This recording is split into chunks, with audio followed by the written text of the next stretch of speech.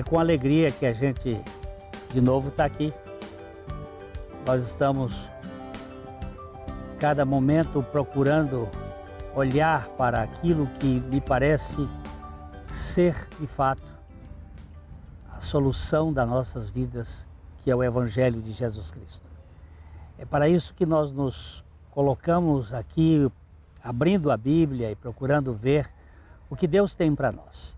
E convidando você também a ser participante desse processo, no sentido de fazer com que essa mensagem do Evangelho de Jesus chegue a mais pessoas, aqueles que estão aflitos, nas suas angústias, porque nós encontramos aí no Evangelho a suficiência de Deus para a nossa libertação. Você vai verificar os links que são postos aí para que você seja um parceiro nosso, tanto na divulgação como também intercedendo para que esse programa seja de fato uma bênção e que ele possa continuar, se for esta a vontade de Deus, para que mais pessoas conheçam o Evangelho de Jesus Cristo. Nós não queremos que as pessoas conheçam religião ou que mude de sistemas religiosos, mas que Deus faça um milagre nos seus corações e que, se for esta a vontade de Deus, o maior número de pessoas ganhe a dimensão do novo nascimento, que é a grande obra de Deus na vida de cada um de nós. Nós vamos ter uma paradinha aqui e logo nós estamos voltando. Até já. A Livraria PIB Londrina procura selecionar cuidadosamente seus títulos e autores a fim de oferecer um conteúdo alinhado com o Evangelho de Jesus Cristo. Bíblias, livros de teologia, devocionais, literatura infantil, biografias, comentários bíblicos e muito mais. Dispomos também de um acervo de CDs e DVDs das mais de 5.000 mensagens ministradas na Primeira Igreja Batista em Londrina. Visite a Livraria PIB Londrina e conheça ainda mais. Livraria PIB Londrina, de segunda a sexta, das 13h30 às 18 horas. Endereço na Avenida Paraná, 76A, próximo ao Calçadão, bem no centro de Londrina. Ligue para 3372-8921 ou acesse o site www.livrariapiblondrina.com.br. Nós estamos aqui na nossa caminhada na carta aos Efésios,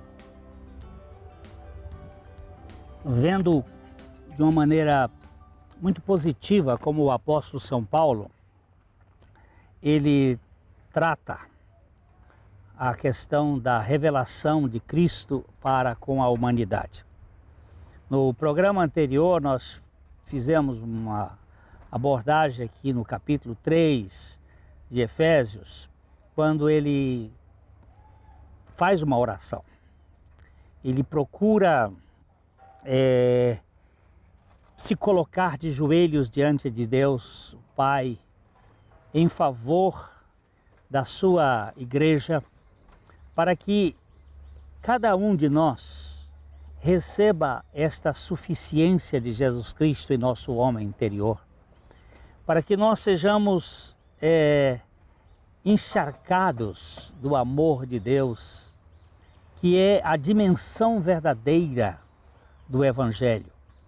Um amor que tem altura, comprimento, largura e profundidade. Um amor que tem condições de cobrir-nos em todas as dimensões. E nós somos aceitos e amados por Deus. E o apóstolo, no capítulo 4, que é agora quando nós vamos parar um pouquinho para pensar este capítulo e essas ideias que ele coloca aqui, é a continuação de sua oração. Depois dele estar pedindo ao Pai, ele continua dizendo: rogo aqui agora para com os cristãos, rogo-vos, pois eu roguei ao Pai por vocês, agora eu estou rogando a vocês para que tenham essa dimensão. Rogo-vos, pois eu, o prisioneiro do Senhor. Ele havia dito isso lá no capítulo 3, no início, que ele era prisioneiro de Cristo. não prisioneiro de César, não um prisioneiro da Lava Jato, não um prisioneiro de algum sistema, mas um prisioneiro de Cristo. Ele tinha sido preso por estar anunciando o Evangelho libertador. O prisioneiro do Senhor, a que andeis, do modo digno da vocação a que fostes chamados. Aqui ele introduz essa questão do andar. A carta aos Efésios, ela pode ser dividida em 3 aspectos. Já vimos isso em programas anteriores. O sentar, o andar e o firmar-se. O sentar é o nosso descanso. A vida cristã começa com um descanso. Nós estamos descansados do que Cristo fez por nós e faz em nós e através de nós. Esse estado de nosso descanso interior é uma posição de assentados nos lugares celestiais em Cristo. Nós fomos colocados por Ele nessa posição. A vida cristã, ela difere do modelo judaico. No judaísmo, você trabalhava 6 dias e descansava no 7º. O cristianismo, você começa descansando no domingo, o primeiro dia, e trabalha 6. Essa mudança de paradigma é muito importante, porque na lei eu tenho que ser um executivo para depois encontrar a minha aposentadoria. No cristianismo, nós encontramos o descanso no início, para depois criar a condição de agir. As ações não são para que nós sejamos salvos, mas porque nós fomos salvos. As boas obras não são usadas como moeda de negócio, mas são consequências de nossa real experiência com Deus. E ele está dizendo, eu estou rogando agora, nesse texto de Efésios capítulo 4, verso 1, eu rogo a vocês, como um prisioneiro do Senhor, a que vocês andem, a que andeis de modo digno da vocação a que fostes chamados. Eu queria ressaltar estes pontos aqui. Nossa vida cristã é uma peregrinação, é uma caminhada, é uma maratona. Nós estamos andando para um alvo. Mas quem é que está andando? É para que nós andemos da maneira digna. Que haja dignidade na nossa maneira de andar. Segundo a vocação, o chamamento, nós não entramos nessa maratona por conta própria. Nós fomos chamados por Deus. Nós somos convocados por Deus, assim como na seleção, tirando as suas devidas diferenças, na seleção o técnico, ele escolhe os jogadores para o seu grupo, para o seu time. Nós fomos escolhidos em Cristo Jesus, para que nós andemos a caminhada da vida cristã. Nós não somos intrusos, nem metidos, nós somos chamados, vocacionados. E ele pede para que nós andemos, para que os cristãos de Éfeso, para que os cristãos do mundo inteiro andem com toda a humildade. Com mansidão, versículo 2, estamos lendo aqui, vai aparecer na sua tela, com toda a humildade, com mansidão. com longanimidade, suportando-vos uns aos outros em amor. Vamos olhar esse texto com mais carinho. Jesus disse certa ocasião: vinde a mim todos vós que estáis cansados e sobrecarregados, e eu vos aliviarei. Tomai sobre vós o meu jugo, a minha canga, e aprendei de mim, que sou manso e humilde de coração, e encontrareis descanso para a vossa alma. Aqui está uma coisa importante para que nós vejamos. Essas são duas características do caráter de Cristo Jesus: a humildade e a mansidão. Paulo aqui usa outra, que é a longanimidade. A humildade, ela diz respeito ao que nós somos, a nossa essência. Nós somos pó, nós somos humus. O padre Manuel Bandeira disse que o homem é o humus que ficou de pé. O humano é humus, é caulim, é pó, é barro, barro alevantado, soprado, de pé. Nós somos pó e ao pó voltaremos. A humildade tem a mesma origem de humano, de humilde. É aquele humano que era humus e ficou de pé, que se reconhece como pó. Com toda a humildade, não usando das suas prerrogativas e os seus dotes e dons de ser mais inteligente, ou mais isto, ou mais aquilo, querer ser melhor do que qualquer pessoa. Mas que nós ganhemos esta dimensão do Cristo, que sendo Deus, se encarnou no humano para nos libertar da teomania, da mania de que nós temos de querer ser deuses, de querer ser onipotentes, de querer ser autossuficientes. Então, esta aqui, com toda a humildade, somos humanos, somos humus e precisamos olhar a nossa origem. A segunda palavra que ele vai dizer é mansidão.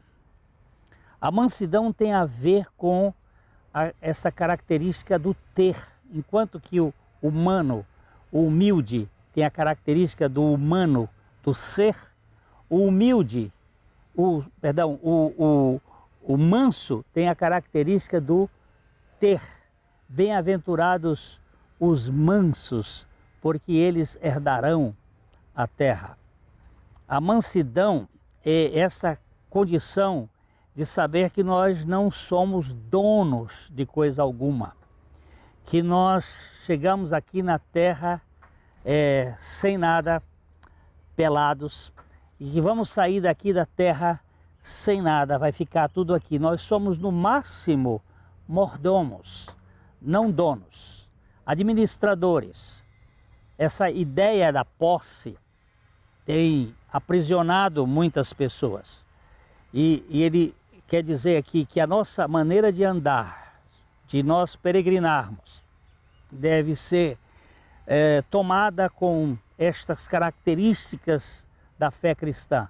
Humildade, reconhecendo a nossa origem, que nós somos pó, que somos finitos, mas também que nada possuímos, mas tudo isso que está aqui para a nossa administração pode ser feito de um modo muito saudável para o bem do maior número de pessoas possível, para o bem da nossa família e também daqueles a quem o Senhor nos toca. E, finalmente, ele usa a palavra longanimidade, que é uma palavra interessante, que tem a ideia de tolerância, de constância, de firmeza, de perseverança, de paciência, que tem um sentido como se fosse um elástico que você puxa, puxa, puxa e vai mais para lá. Então, é estas 3 características que o apóstolo Paulo chama a atenção da nossa maneira de andar, que vão direcionar, e ele diz assim: suportando-vos uns aos outros em amor. Eu vou parar aqui um instante para nossos comerciais e logo eu volto para a gente continuar caminhando nesse puxar, esse esticar da graça de Deus nas nossas vidas. Até já.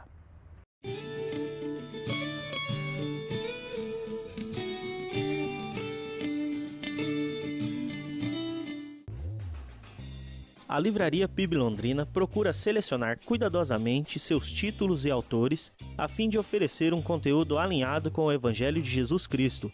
Bíblias, livros de teologia, devocionais, literatura infantil, biografias, comentários bíblicos e muito mais.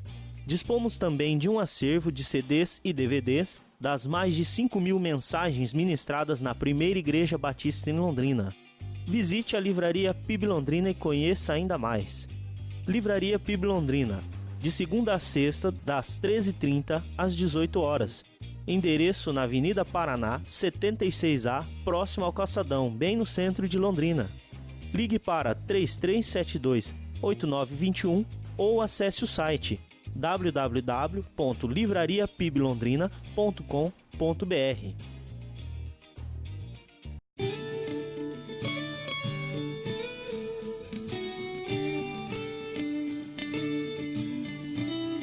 Hoje nós trouxemos aqui na nossa estante um livro chamado A Vida da Nova Criação.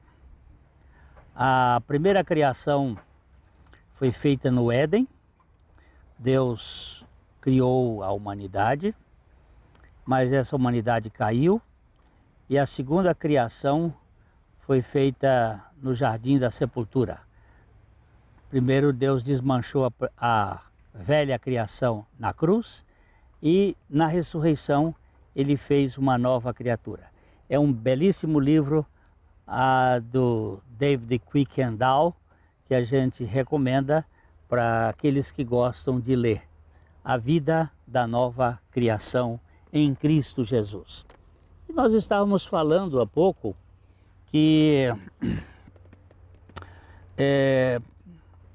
o apóstolo Paulo estava nos colocando dentro de uma caminhada, o andar cristão, segundo a vocação a que nós fomos chamados, para que andássemos com toda a humildade, reconhecendo a nossa origem, reconhecendo que somos pó, com mansidão, sem estar brigando o tempo todo pela posse, sem estar querendo ser o dono do mundo, mas com mansidão e com longanimidade, com paciência, suportando uns aos outros em amor. O suporte da vida cristã não é uma tolerância a qualquer custo, mas é uma tolerância em amor. E ele vai no versículo 3 dizer: esforçando-vos diligentemente por preservar a unidade do Espírito no vínculo da paz. Esforçando-vos com muita presteza, com diligência, por preservar, não é para criar. Nós não criamos o vínculo da paz. No máximo podemos preservar ou conservar, ou cuidadosamente guardar, é uma forma metafórica, alguém no estado no qual está, ele preserva aquilo que foi lhe entregue. A unidade do Espírito no vínculo da paz. E aí ele usa umas informações muito importantes. Há somente um corpo e um espírito, como também fostes chamados em uma só esperança da vossa vocação.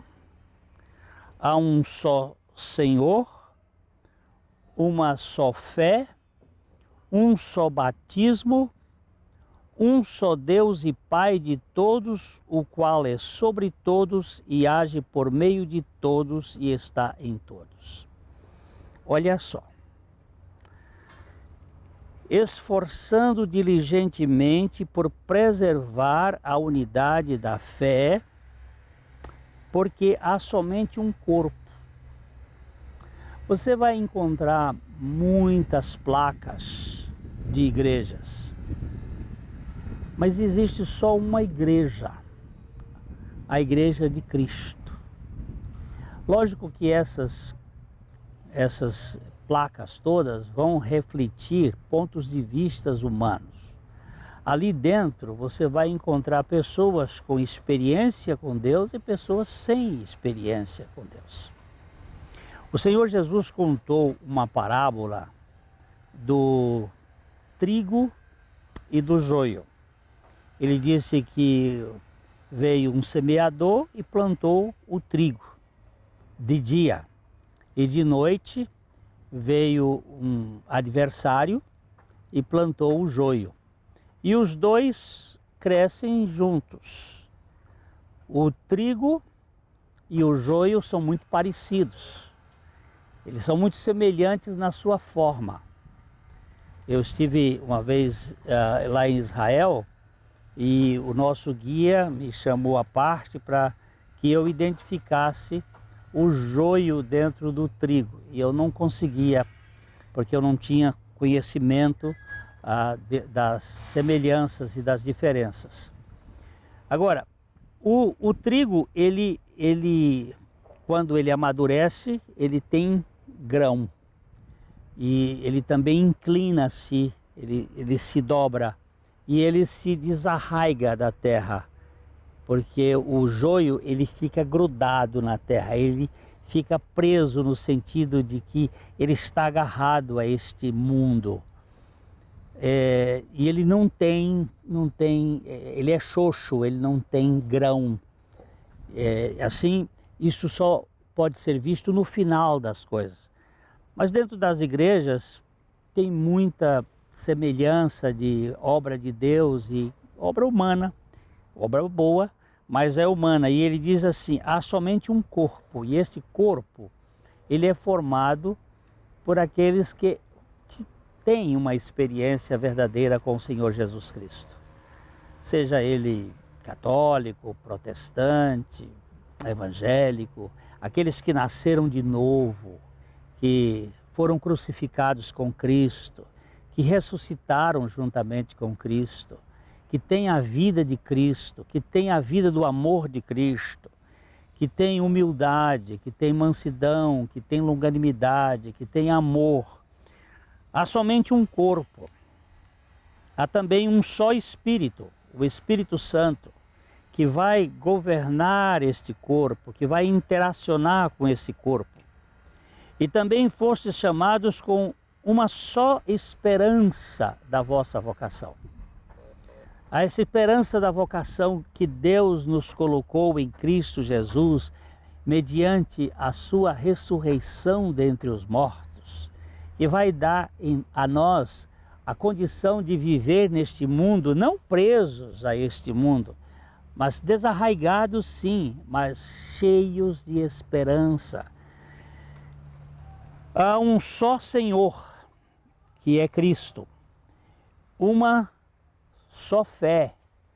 A fé, ela é única, é a fé na suficiência de Jesus Cristo, que Deus está em nós, enchendo os nossos corações. E um só batismo.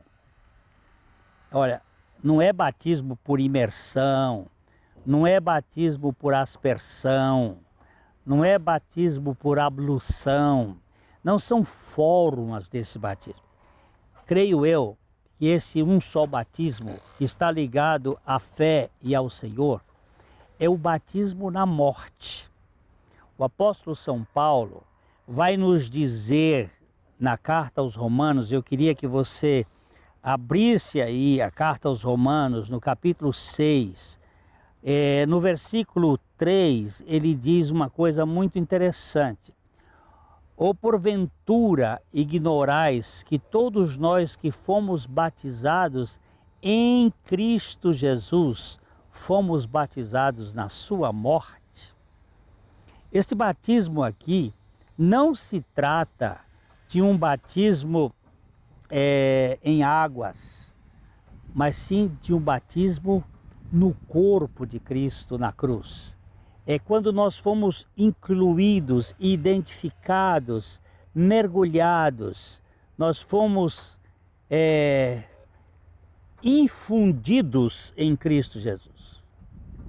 De tal modo que aquela morte não era dele, era minha.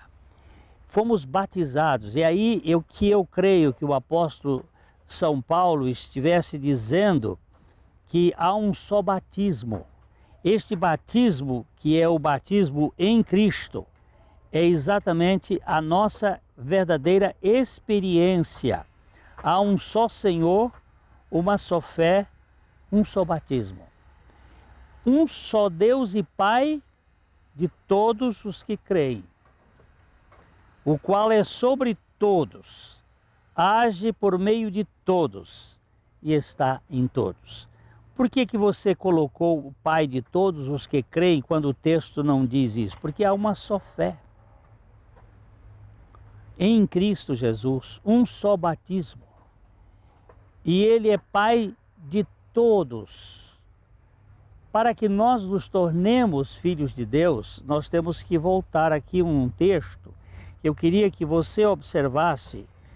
Evangelho de João, no capítulo 1, no versículo 11, a palavra de Deus diz assim que Jesus veio para o que era seu, mas os seus não o receberam. Versículo 12, mas a todos quantos o receberam, deu-lhes o poder de serem feitos filhos de Deus, a saber, aos que creem no seu nome, os quais, versículo 13, os quais não nasceram do sangue, nem da vontade da carne, nem da vontade do homem, mas de Deus. Nós fomos batizados em Cristo, lá na cruz, fomos incluídos em Cristo, quando Cristo nos atraiu a Ele. Eu, quando for levantado da terra, todos atrairei a mim. Isso não era só para judeu, mas também para gentio, para todos os que pertencem à raça humana, a fim de que naquela morte houvesse uma libertação da nossa mania, da nossa tendência de querer ser os senhores da história, das nossas vidas, da vida dos outros, de querer impor, de mandar, que é o problema do nosso ego. Foi ali na cruz que o Senhor Jesus Cristo fez uma obra que transcende todo o nosso conhecimento, que é a mudança do homem velho para a nova criatura. Se alguém está em Cristo, é nova criatura. Nós gostaríamos muito que você levasse isso em consideração. No próximo programa nós vamos tratar um pouco mais de alguns aspectos ligados a isto. Mas espero que você, que conhece o Senhor Jesus, que tem essa experiência viva na suficiência de Jesus Cristo. Que Deus abençoe ricamente a sua vida e até o nosso próximo programa.